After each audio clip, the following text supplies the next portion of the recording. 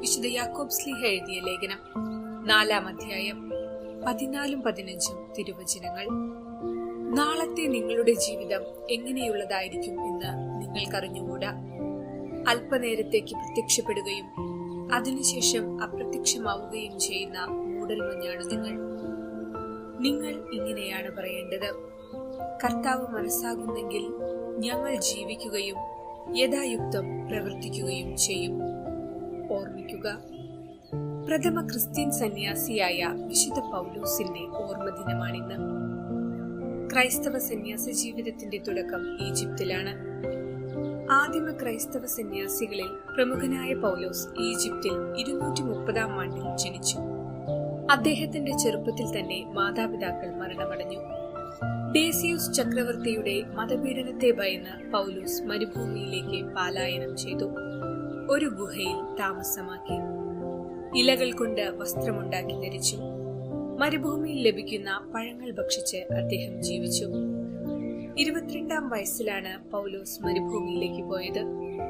മതപീഡനം സമാപിച്ചിട്ടും മരുഭൂമിയിലെ ഏകാന്ത ജീവിതം ഉപേക്ഷിക്കാൻ അദ്ദേഹം തയ്യാറായില്ല.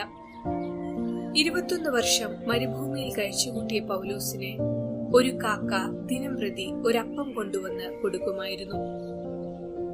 ഇങ്ങനെ 70 വർഷത്തോളം ജീവിതം തുടർന്നു. അങ്ങനെയിരിക്കെ 90-കാരനായ സന്യാസി ആന്റണി പൗലോസ് സന്യാസിയെ സന്ദർശിച്ചു. അന്ന് കാക്ക 2 അപ്പം കൊണ്ടുവന്നിരുന്നു. 2 സന്യാസികളും ചേർന്ന് ദൈവത്തിന് നന്ദി പറഞ്ഞു. ഭക്ഷണം കഴിഞ്ഞ് ഇരുവരും തീക്ഷ്ണമായി പ്രാർത്ഥിച്ചു. പ്രാർത്ഥനാനന്തരം പൗലോസ് പറഞ്ഞു: ഞാൻ താമസിയാതെ മരിക്കും.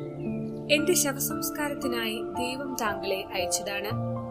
അത്തനേഷ്യസ് താങ്കളെ ഏൽപ്പിച്ചിട്ടുള്ള വസ്ത്രത്തിൽ എന്നെ പൊതിയണം. ഈ വസ്ത്രത്തിന്റെ കാര്യം പൗലോസിന് ദൈവം വെളിപ്പെടുത്തി കൊടുത്തതാണ്.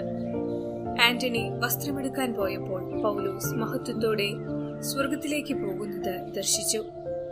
ആന്റണി തിരിച്ചു വന്നപ്പോൾ പൗലോസ് മുട്ടുകുത്തി നിന്ന് പ്രാർത്ഥിക്കുന്നതായിട്ടാണ് കാണുവാൻ സാധിച്ചത്. ഒരു ചെറു പുഞ്ചിരിയോടുകൂടി പ്രാർത്ഥിക്കുകയാണെന്നാണ് തോന്നിയത്. ഒരുമിച്ച് പ്രാർത്ഥന ചൊല്ലാൻ ശ്രമം നടത്തി. എന്നാൽ മറുപടിയുണ്ടായില്ല. 2 സിംഹങ്ങൾ വന്ന് ഒരു കുഴി മാന്തിയിട്ടു. അതിൽ പൗലോസ് സന്യാസിയെ സംസ്കരിച്ചു. പൗലോസ് സന്യാസി 342-ാം ആണ്ടിൽ 112-ാം വയസ്സിൽ നിത്യസമ്മാനത്തിനായി വിളിക്കപ്പെട്ടു. തപോ ജീവിതം ദീർഘായുസ് കുറയ്ക്കുകയില്ലെന്ന് പൗലോസ് സന്യാസിയുടെ ജീവിതം ബോധ്യപ്പെടുത്തി തരുന്നു. ജീവിത ക്രമീകരണങ്ങൾക്കായും വിശുദ്ധി പ്രാപിക്കുന്നതിനും തപോ ജീവിതം ഫലപ്രദമാണെന്നും എല്ലാവരും തപോ ജീവിതത്തിന് കൂടുതൽ പ്രാധാന്യം കൊടുത്ത് ജീവിക്കുവാൻ ഇടവരട്ടെ എന്ന് പ്രാർത്ഥിക്കാം.